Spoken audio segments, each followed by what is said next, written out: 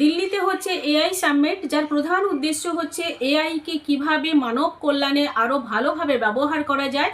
আর তার জন্য বিভিন্ন দেশের সরকার, বিভিন্ন দেশের ডেভেলপমেন্ট কোম্পানি, ডেভেলপার তারাও এসছে।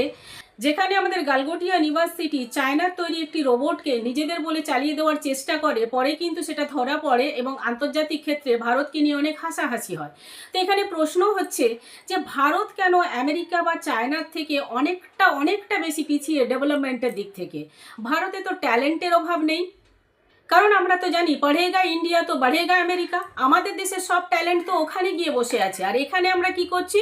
আমরা কে হিন্দু কে মুসলমান এই নিয়ে পড়ে রয়েছি। আমরা সবসময় আমাদেরকে পাকিস্তান আর বাংলাদেশের সাথে কম্পেয়ার করি, যারা আমাদের থেকে অনেক গুণ পিছিয়ে।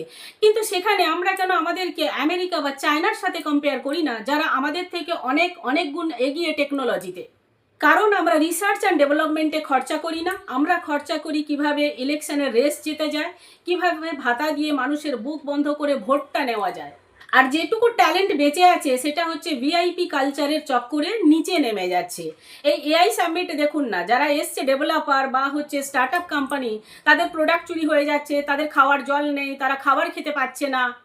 দেরি করে হলেও ভারতের ঘুম ভেঙেছে, ভারত এআই নিয়ে ভাবছে। তবে দরকার প্রপার প্ল্যানিং, সৎ পলিটিশিয়ানের, যে ভারতকে ভালোবেসে বা দেশকে ভালোবেসে দেশের উন্নতি করার চেষ্টা করবে। আর হচ্ছে রিসার্চ অ্যান্ড ডেভেলপমেন্টে পর্যাপ্ত পরিমাণে খরচ করা। আর সত্যি কথা বলতে কি, যতদিন না আমরা এই ধর্মের গণ্ডি থেকে বেরিয়ে আসতে পারছি, ততদিন কিন্তু আমাদের কর্মের জায়গাটা এরকমই থাকবে।